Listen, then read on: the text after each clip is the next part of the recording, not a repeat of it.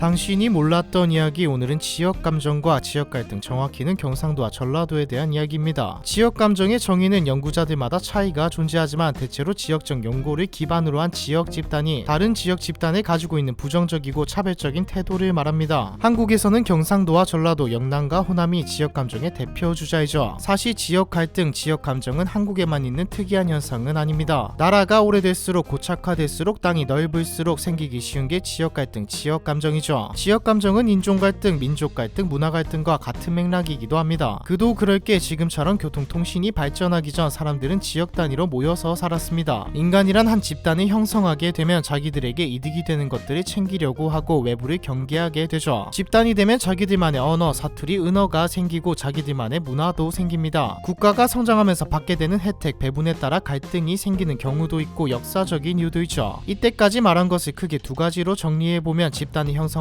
생기는 내부 집단 편애와 이게 좀 더 발전한 형태이자 과격해진 적대적인 집단 갈등으로 나누어집니다. 사실 지금 젊은 사람들에게는 많이 없어졌지만 영호남의 갈등은 적대감을 기반으로 둔 내부 집단 편애이죠. 도대체 영남과 호남은 왜 서로를 싫어하게 되었을까요? 지역 감정이 왜 생겨났는지에 대해서는 생각보다 다양한 학설이 존재합니다. 당연한 게 한 가지 이유만으로 생겼다면 해결 방법도 명확하니 진작에 해소되었을 테니까요. 가장 많이 언급되는 이유는 세 가지입니다. 첫 번째는 앞에서도 말했던 경제적 불평등이죠. 한국의 경우에는 산업화 과정에서 발생한 지역 간 불균형이 해당됩니다. 두 번째는 정치 동원론, 이게 많이 와닿으실 거라 생각되네요. 정치인들이 선거에서 승리하기 위한 전략으로 지역 감정을 자극하고 동원했기 때문이라는 말입니다. 마지막 세 번째는 자연스러운 지역의 이익을 위해 생긴 것이다입니다. 유권자들이 자신의 지역 출신 정치인이 있어야 자원 분배해서 이득을 볼 것이라는 합리적 판단에서 생긴 것이라는 말이죠. 이외에도 언론이 부추겼다고 보는 시각도 있고요. 사실 이 모든 게 복합적으로 적용된 것이죠. 영호남의 지역 갈등은 꽤 오래전부터 있었습니다. 하지만 또 그렇게 오래되었지는 않았죠. 이게 무슨 말이냐? 과거에는 서로를 혐오한다기보다는 견제한다는 느낌이었습니다. 삼국시대에는 신라와 백제가 대립하며 서로를 견제했죠. 두 왕조가 멸망한 뒤에도 백제 문화권, 신라 문화권은 계속되었습니다. 둘은 가까이 살았지만 먼 이웃이었죠. 당장 한국과 가까운 일본이나 중국의 문화도 우리와 천지 차이인 것처럼 말입니다. 고려의 훈요 10조를 보면 차연이남의 공주강 밖의 사람들은 벼슬 자리에 두지 말아야 한다고 기록되어 있습니다. 호남 지역 사람을 등용시키지 말라는 말이죠. 하지만 정작 왕건 시대 때를 보면 전라도 출신의 사람들은 요직에 많이 등용되었습니다. 조선이 건국되고 나서는 지역의 넓이와 인구수에 따라 조세를 매겼는데 영남과 호남은 비슷한 비율을 차지했죠. 과거 합격자의 수도 비슷했고 인재도 비슷하게 등용되었습니다. 임진왜란 때는 경상도가 일본에게 넘어가 있을 때 전라도 사람들이 도왔죠. 1894년 동학 농민운동 때에는 영남과 호남이 연대를 해 투쟁에 나섰습니다. 일제강점기가 끝나고 한국이 광복하고 나서도 지역감정은 크게 두드러지지 않았습니다. 전라도 출신 조재천이 대구에서 국회의원이 되는 게 전혀 이상하지 않았으니까요. 여기까지만 보면 둘의 사이는 문제가 없습니다. 둘의 갈등은 한국의 경제가 일어서면서 시작되었죠. 전통적으로 전라도 지역은 곡창지대로 농업이 발전한 지역입니다. 특히 주식인 쌀을 많이 생산하는 한반도의 식량을 책임지는 곳이었죠. 농업을 하는 곳이다 보니 당연히 인구도 많았습니다. 실제로 해방 직후 호남과 영남의 인구는 큰 차이가 없었죠. 지금은 차이가 큽니다. 2022년 기준 전라권은 500만 명, 경상권은 1200만 명이죠. 보통 영호남의 지역 감정은 제3공화국 시대, 그러니까 1960년대 박정희 정권부터 시작되었다고 생각하는 사람들이 많습니다. 제1차, 2차 경제개발 5개년 계획에서 수도권과 영남이 집중적으로 개발되기 시작했거든요. 대규모의 공장 시설과 기업은 영남 지역에 들어서기 시작했습니다. 주요 공단과 산업단지는 영남 지역 항구 근처에 세워졌죠. 부산항과 울산항은 동남아시아, 일본, 미국과 교류하는 세계적인 항구로 성장했습니다. 이것 때문에 영남과 호남의 사이가 안 좋아졌다는 시각이 많은데 이건 좀 어불성설입니다. 일단 영남을 경제적으로 개발하는 것은 박정희 대통령의 고향이 구미라서 그렇다는 말도 있지만 당시 대한민국과 교류하던 국가가 일본, 미국이었기 때문이죠. 호남의 바다는 영남보다 중국에 훨씬 가깝다는 장점이 있습니다. 하지만 이 시기에는 중국과의 교류가 거의 없었죠. 게다가 인천이 있는데 굳이 더 밑에 항만을 개발할 필요는 없고요. 60, 70년대 한국의 수출 라인은 대부분 일본과 미국으로 이어지는 태평양 라인이었습니다. 기업들이 들어서니 일자리도 창출되겠죠. 영남 지역에는 사람들이 몰려들기 시작했습니다. 지역 경제는 활성화되었고 1960년대 이후 항만 근처, 특히 부산이나 울산의 평균 소득은 전국의 평균 소득보다 높아지죠. 반면 호남 지역은 정반대였죠. 호남의 사람들은 일자리를 찾아 고향을 떠나 서울, 부산으로 갔습니다. 지역 경제는 무너지기 시작했죠. 확실히 설득력은 있습니다. 하지만 하지만 이것 때문이라고 하기에는 그럼 강원도는 충청도는 다른 지역들은 왜 영남과 갈등이 생기지 않았을까요? 다만 전라도라고 했을 때 일부 사람들이 떠올리는 차별적인 시선은 여기서 생겼을 확률이 높습니다. 도시로 간 호남의 사람들은 가난했고 그렇다고 서울 사람들보다 학력이 높은 사람들도 아니었죠. 전라도 출신 사람들은 새로운 곳에서 살아남기 위해 억척스러운 사정을 모르고 보면 이기적인 행태를 보이게 됩니다. 이게 전라도 사람들의 특징이라고 하기에는 문제가 있죠. 만약 상황이 정반대였다면 영남 사람들도 억척스러워졌을 겁니다. 향후회가 생긴 배경도 이것 때문이죠. 비슷한 처지의 사람들끼리 뭉치자는 겁니다. 영화에서 등장하는 전라도 사람들의 이미지를 보면 확연하게 알 수 있죠. 경제개발 이전에는 사투리를 제외하면 특징을 보이지 않았지만 이후 영화에 등장하는 전라도 사람들은 독종이나 생활력이 강한 사람 혹은 건달로 자주 나옵니다. 지금 말하는 지역 감정이 두드러지게 생겨나기 시작한 것은 7대 대통령 선거 때부터입니다. 7대 대통령 선거는 민주공화당의 박정희와 신민당의 김대중 구도였죠. 7대 대통령 선거를 보기 전에 잠깐 6대 대통령 선거로 돌아가 보죠. 6대 대통령 선거는 박정희와 윤보선의 구도였습니다. 만약 지역 감정이 심했고 정치에까지 영향을 끼칠 정도였다면 호남은 당연히 압도적으로 윤보선을 지지했어야겠죠. 윤보선이 전라도 출신은 아니지만 영남을 혐오했다면 박정희를 뽑아주지 않을 테니까요. 6대 선거에서 전남 기준 박정희 44.6%, 윤보선 46.6%, 전북 기준 박정희 42.3%, 윤보선 48.7%를 받았습니다. 선거 포스터나 연설을 봐도 딱히 지역적인 발언은 없죠. 하지만 7대 선거부터 지역주의, 지역감정은 폭발하기 시작합니다. 박정희의 민주공화당에서는 빨갱이들에게 정권을 내줄 수 없다는 말을 하고 김대중의 신민당에서는 경상도 독재정권 타도하자는 말이 나오죠. 이때 박정희 쪽은 공격적인 화법을 사용했고 김대중 쪽은 감정에 호소하는 느낌이었습니다. 자극적인 혐오 발언들은 언론을 타고 그대로 방송되었죠. 시간은 흘러 5.18 광주 민주화 운동을 거치면서 지역 감정은 극에 달합니다. 1987년 대통령 선거에서는 노태우, 김대중, 김영삼이 붙었죠. 결과는 노태우의 당선이었습니다. 이때 호남과 영남의 표를 보면 지역 감정이 심해졌다는 것을 알 수 있습니다. 전남과 전북에서는 각각 김대중의 득표율이 90.3%, 83.5%로 나왔죠. 반면 경상도에서는 김대중이 5%의 득표율도 기록하지 못했습니다. 진보 보수의 개념이 아닌 지역주의에 기반한 선거였죠. 노태우는 대통령이 되었지만 막상 할 수 있는 것은 많이 없었습니다. 노태우당 125석, 김대중당 70석, 김영삼당 59석, 김종필당 35석으로 여소야대 형국이 되어버렸거든요. 노태우는 김영삼과 김종필에게 힘을 합치자는 제안을 하고 세 당은 합치게 됩니다. 125 더하기 59 더하기 53 총 219석에 아니 218석의 거대한 당이 생기게 됩니다. 왜 218이냐? 합당 과정에서 한 명이 탈당했거든요. 이때 탈당한 사람이 노무현입니다. 어쨌든 이들은 민주자유당이 되었고 현재 국민의힘이 되죠. 김대중당은 현재 더불어민주당이 됩니다. 그렇게 전라도는 진보, 경상도는 보수의 텃밭이 되었죠. 지역감정, 지역 갈등은 생각보다 큰 문제입니다. 이성보다 감정이 더 앞서게 만드는 올바른 우리의 대표를 뽑지 못하게 시야를 가리죠. 지금도 정치권을 보면 서로 말도 안 되는 공격을 하기도 하고 잘못된 정보들을 흘리기도 합니다. 워낙 자극적이니 또 사람들은 찾아보고요. 공약보다는 상대방을 깎아내리기에 급급하죠. 이제는 지역과 출신을 넘어 능력과 공약, 비전을 보고 사람을 뽑았으면 좋겠네요. 모든 국민은 그 수준에 맞는 정부를 가진다. 경상도와 전라도 지역 감정에 대한 이야기, 이번 편은 여기까지입니다.